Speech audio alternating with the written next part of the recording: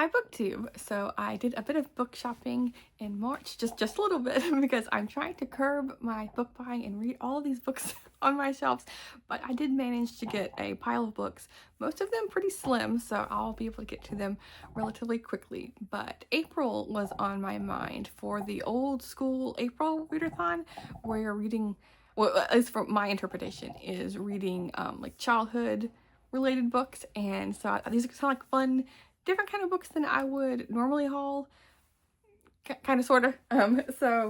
Let's see here. The first one, Phyllis A. Whitney, is an author that I read a lot of when I was a kid. I think I started reading her in middle school, maybe 5th grade, but she wrote predominantly like gothic mystery stories with a bit of romance in there.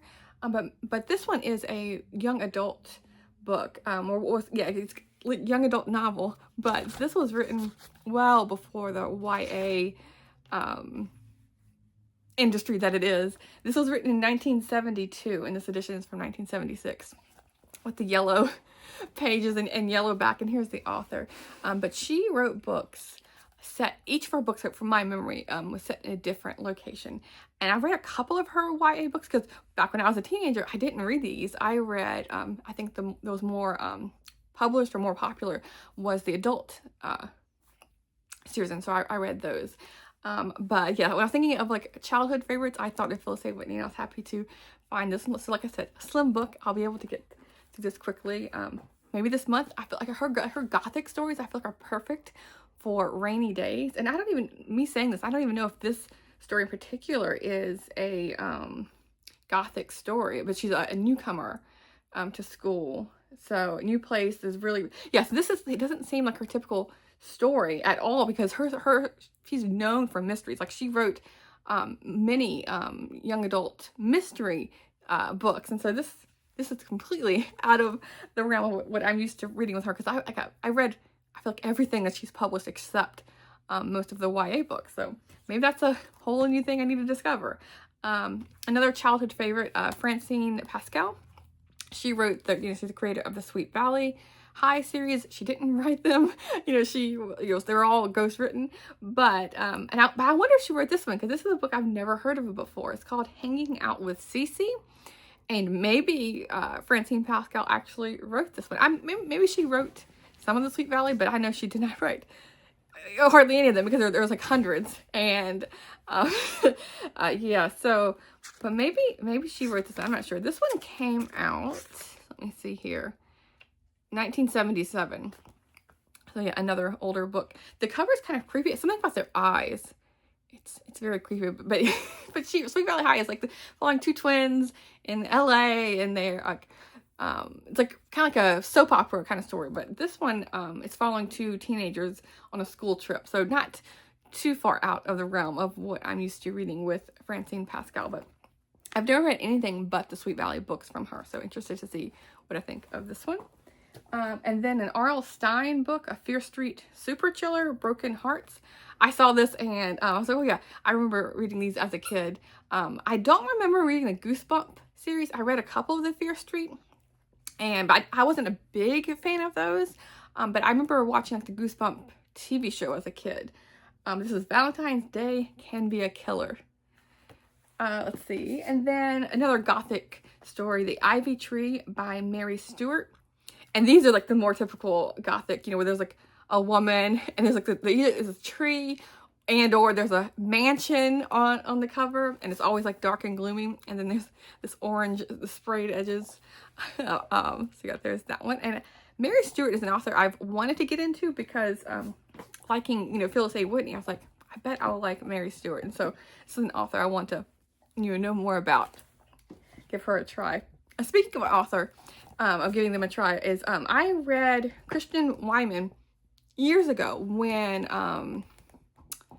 Jason over at Old Blues Chapter and Verse, he mentioned this poet years ago, and so back then I read at least one poetry collection, if not two. And so I saw this in the bookstore. I was like, oh yeah, I remember reading him and liking him. And so this is Once in the West, with the rainy cover. Lots of like rainy themed. I mean, these are, you know, these aren't rainy themed, but they're perfect for a rainy day. And so this is kind of like that with the cover here. But it's been so long since I read Christian Wiman, but I feel like they're all like religious themed to a certain extent.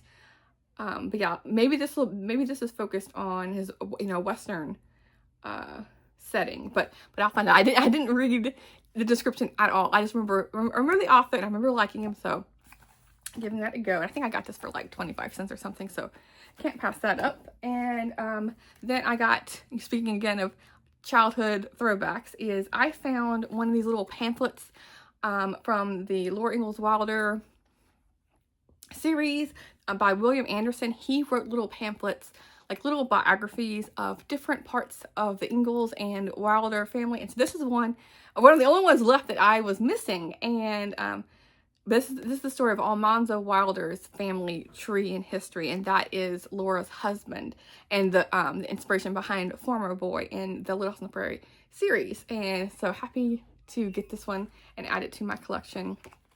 And there's like pictures of him along with his family as well. Let me see, his brothers and whatnot. And there was Eliza Jane. There was another pamphlet that William Anderson did, because Eliza actually homesteaded by herself as well. And she had like a collection featuring her. And then the last book is a cookbook, a Little House cookbook, Frontier Foods, from Laura Ingalls Wilder's Classic Stories by Barbara M. Walker. I have another cookbook. I should have brought it down. It's way up there, but it's a completely different book. Whereas this one has lots of colored pictures. It has like the glossy pages, and it has different recipes. So why not? I think these are like the twisted donuts that's featured in. Yes, it is the donuts that are featured in the Little House on the Prairie series. But I just thought, you know, this would be fun to add to the collection.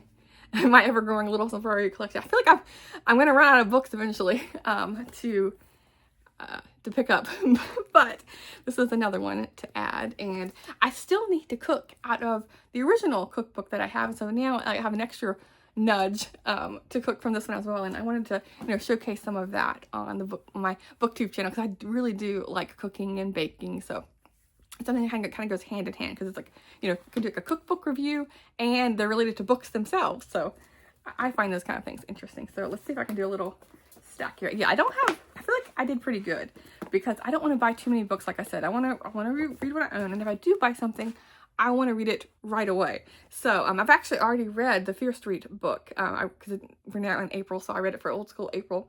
But these others, I can easily zip through them.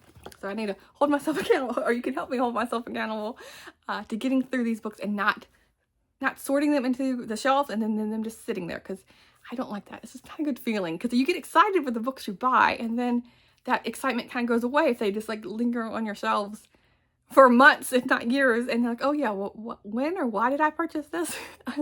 So anyway, I'll talk to you soon. Thanks, BookTube.